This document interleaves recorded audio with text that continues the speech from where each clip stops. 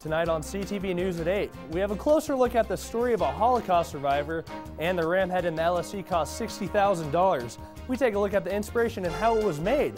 Plus, we have a story of two friends, both on and off the court. All this and more coming up on CTV, which starts right now.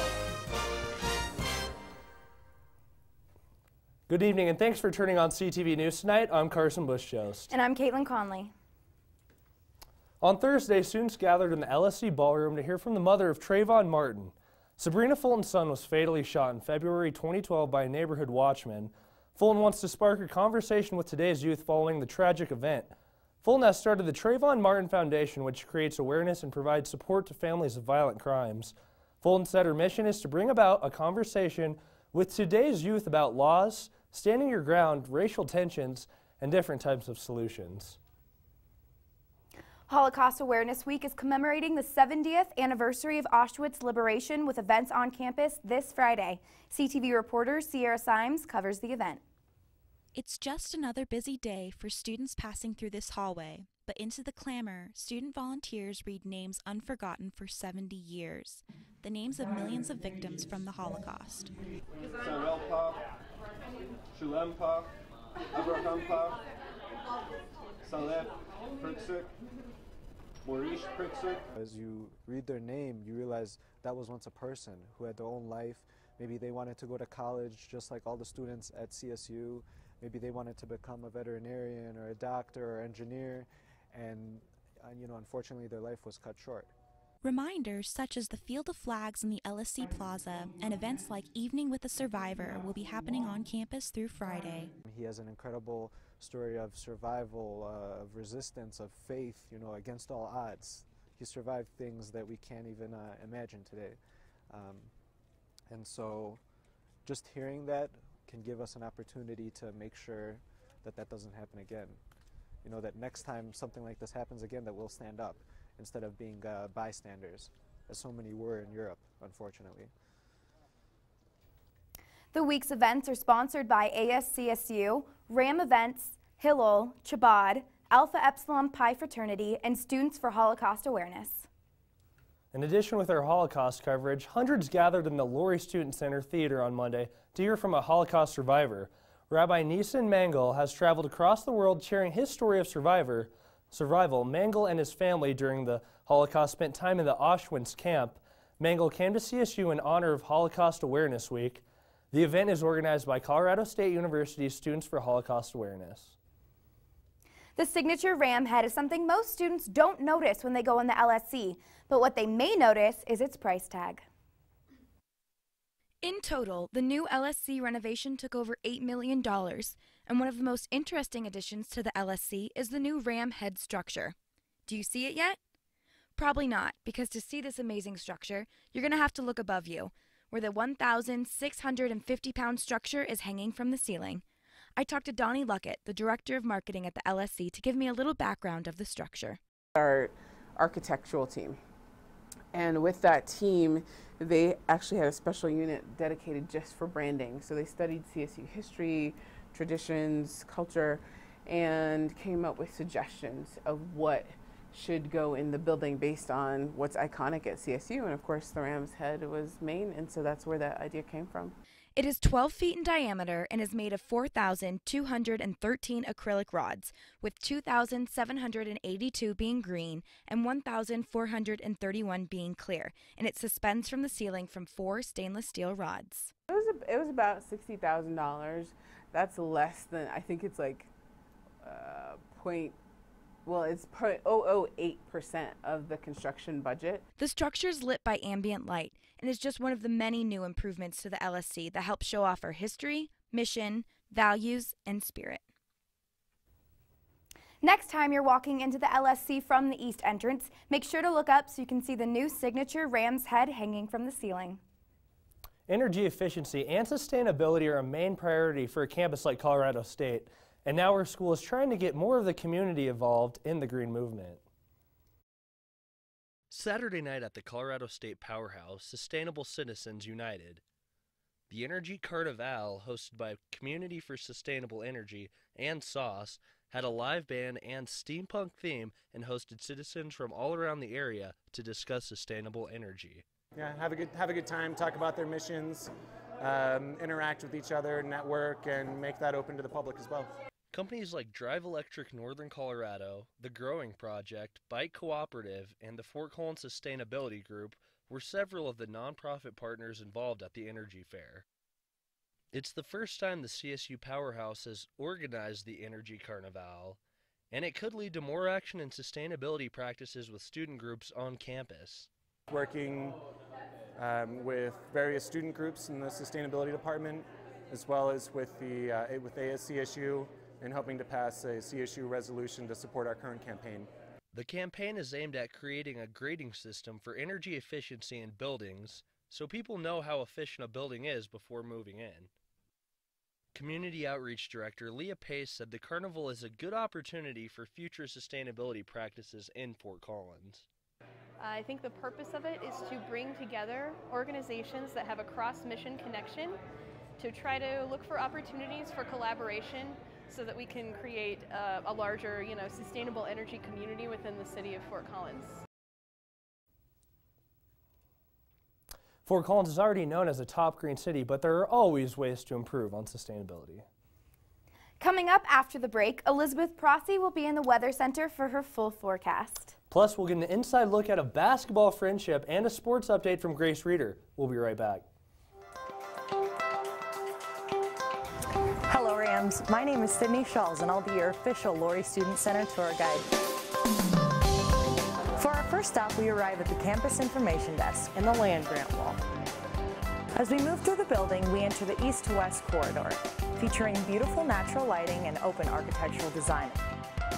This is Sydney signing out from your home away from home and Laurie Student Center. Welcome back, Rams. I'm weather anchor Elizabeth Prasse with your latest weather update. I'd like to give a quick shout out to my mom. Happy birthday, Mom. Now, today we saw a nice and sunny day compared to the cold and snowy weekend we had.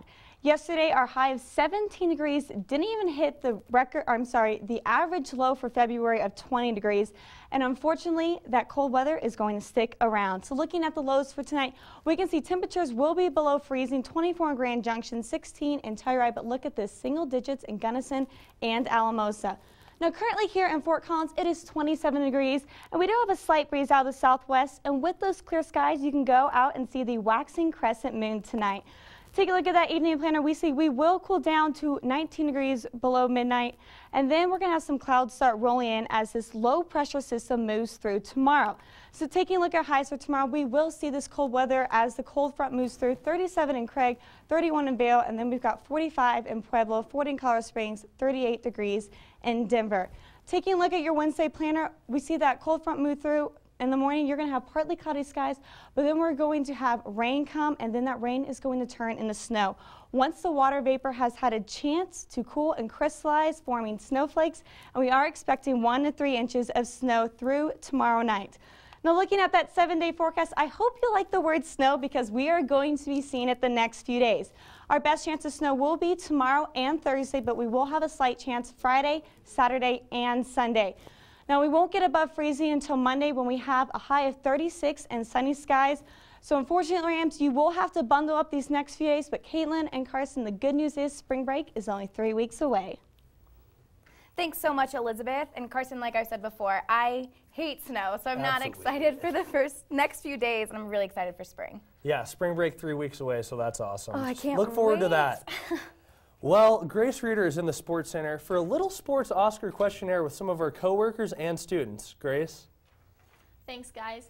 Tonight I'm going to be doing my own Oscars, but obviously with a CSU sports twist. I have some special guests with me tonight to announce our big winners. Our first award is the Best Male Athlete. We have our lovely weather anchor Elizabeth Prasse here in her civilian clothes to tell you the winner. Tomorrow we will see 1 to 3 inches of snow in the forecast. Oh wait, that's not what I'm here for. I'm here to announce the nominees for Best Male Athlete, and they are JJ Avila, Daniel Bejarano, and D. Hart. And the Oscar goes to JJ Avila. Congratulations, JJ. JJ Avila wins that one. He leads in minutes, rebounds, steals, and points per game, averaging 16.1. Unfortunately, he didn't come to claim his award. Our second award is for Best Supporting Athlete. We have a very smart CSU student, Jared Parker, here to read the winner. And the nominees for the Best Supporting Athlete are John Gillen, Nick Stevens, and Jack Miller. And the winner is Jack Miller. Don't know who Jack Miller is? He's 4'1" and 53 pounds. He's been battling brain tumor since he was 3, and he is jersey number 1 on our football team. Jack is an honorary football player for the Rams, and he is certainly a motivating support system. Our third award is Best Female Athlete. Tonight we're being graced by Kate Winkle's presence. For those of you who don't know who Kate is, she's our boss. And the nominees for Best Female Athlete are Grit Ryder, Monet Jackson, and Gianna Bartana. And the winner is Grit Ryder. That's right, guys, Grit Ryder. She leads in minutes, points, assists, and steals per game. That Ladies Rams team is doing well underneath her, and her stats are impressive, but the team works very cohesively, and there are many players that contribute to her success. Fourth and last award, we have Best Director. We have Keegan Pope here to read the award. Keegan is the sports editor for our dear friends, the Collegian, and I definitely had to force him to come on air. Whenever you're ready. And the nominees are Art Seamers, Larry Eustache, and former head coach Jim McElwain. And the winner for Best Director is Coach Art Seamers. Art Seamers won that one. The only reason I put him over Coach Mack was because not only did he take a team that hasn't qualified for nationals in years to placing 19th, but he also had 16 honor roll athletes. Mack certainly transformed a team as well, but they didn't have quite as many honor roll students. That's all. Thanks for watching the Oscars, CSU Sports Style. Thanks so much, Grace. Reporter Keegan Pope and Rachel Vigil sat down with 2 of CSU's basketball players and talked to them about being best friends. How did 2 of CSU's very own basketball players go from being friends in the classroom to being friends on the court at Moby? Because when people see you around with somebody else, definitely when it's a female, they automatically think, you know, oh, they like each other, they dating. Yeah. Well, you know, of course we got that a million times, but no, we were actually close friends, you know, and ever since then, you know, we just been building on relationships. AJ Newton and Stanton Kidd have been each other's support systems after both of their knee surgeries by helping on the court and cheering each other on the sidelines. When I wasn't playing, I would come and see her play. I didn't miss a game. I probably missed one. In the training room, she would come and talk to me and, you know, tell me that everything's gonna be all right. You know, you just gotta get through it. Start running again, and once you do, you'll be fine. And they aren't afraid to critique each other. We can joke about it, and you know, he'll tell me like, "Oh, shot was a little off," but like I know it's out of love, and he knows when I'm like, "You only want to play second half," it's all out of love too. So.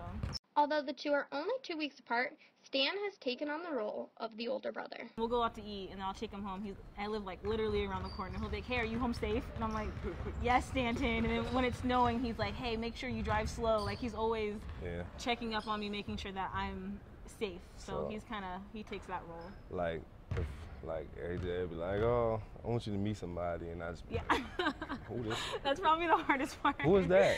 Who is he? Oh, just okay. That just shows you how, you know, good relationship we had, because I wouldn't do that for nobody else. I don't care. Maybe a teammate, you know, of course my teammates, they're my brothers, but as far as female, I wouldn't do that, you know. So that's like brother-sister type stuff. Even with AJ at grad school in Texas and Stanton playing professionally or overseas, neither are worried about staying connected. He can end up anywhere, so I think I'm just kind of like, I just want to go visit. So I mean, I know nothing's going to change. With CTV, I'm Rachel Vigil. Make sure to support AJ and Stanton in their final games of the season. Coming up after the break, we're joined by a special guest for our CTV Oscar segment. That's right, Karsen, and there is a prize, so things may get a bit competitive. Oh boy. We'll be right back. Having one of those days where you need to just get out of your head and chill out? If that's the case, head to the Lori Student Center and relax. One of the best spots to relax in the LSC is outside the food court on the plinth lawn. Don't forget to stop by the Ramhead Fountain. The Level 100 Commons is the perfect spot. Lounge by the flat screen TVs or enjoy one of the gaming chairs to escape the daily grind. You can always relax in the LSC. Welcome back from the break. We now have the wonderful entertainment anchor with us, Gabe Pokrass. Hey Gabe, how you doing tonight? I'm good, guys. Thanks for having me on the show in this special Oscar segment. This is going to be pretty fun. I know, Gabe, and this is something we haven't done before. Our producer called all of us this Sunday morning and asked for our picks for Best Film and Best Actor and Actress for the Oscars. That's right, Kaitlyn, and we don't know what everyone guessed. All I know is that there's a prize, a good prize. I hope to win it. There sure is, Karsen, and believe it or not, I have everyone's guesses right here in this fancy envelope that looks pretty official. So drum roll, please.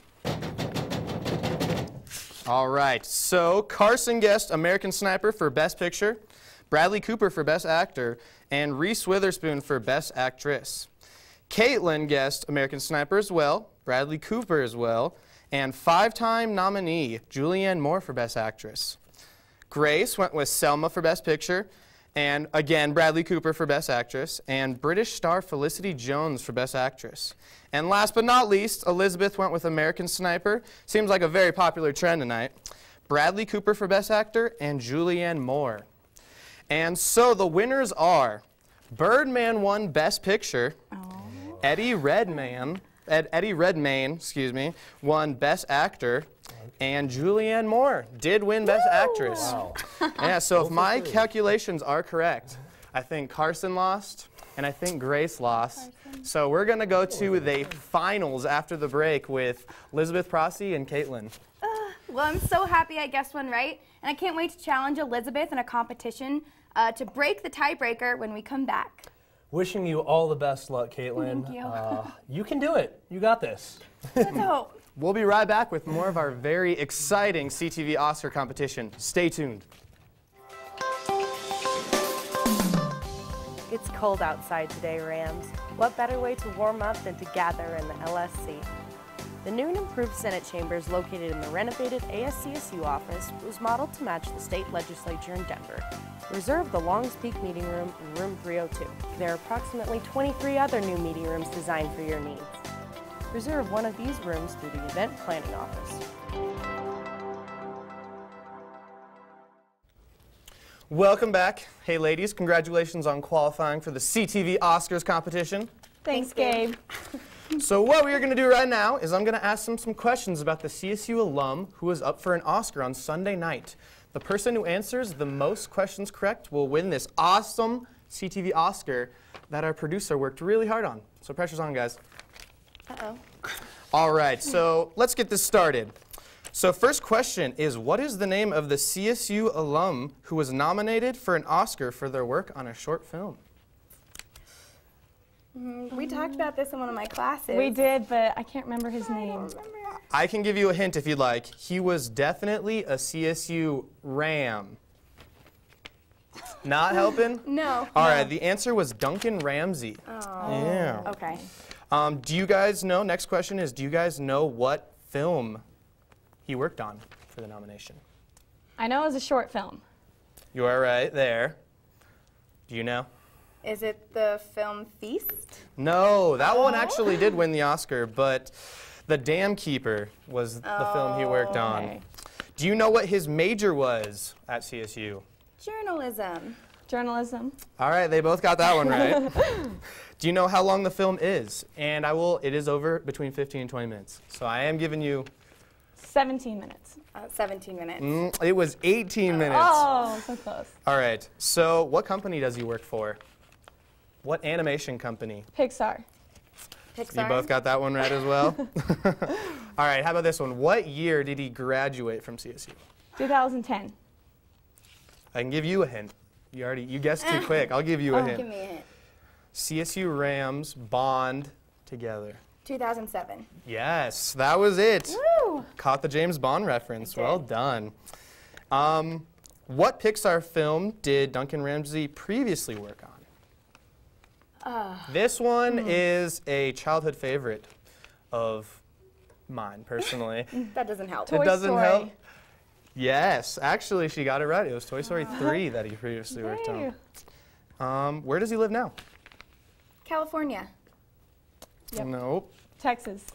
Nope, it was London. Oh, okay. So unfortunately we are done, we are out of time, but Kaitlyn is the winner. Congratulations on being the Oscar champ. I'll go ahead and give you the trophy. Thank you. Thanks so much, Gabe. That was so much fun, and I'm really happy that I won this. Thanks so much for watching our 20-minute show tonight. Be sure to check us out on other shows at thecollegian.com and watch the entertainment show with me Thursday night at 8 p.m. Plus, don't forget to follow us on Twitter at Collegian C. We're going to leave you with a trailer of the Oscar-nominated short animated film we just talked about. Good night, everyone.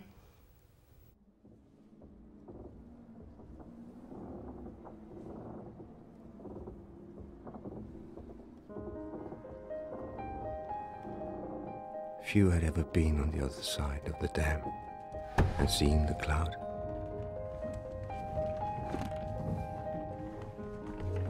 A blanket of filth. It suffocated everything. Every 8 hours, the dam required a wind-up.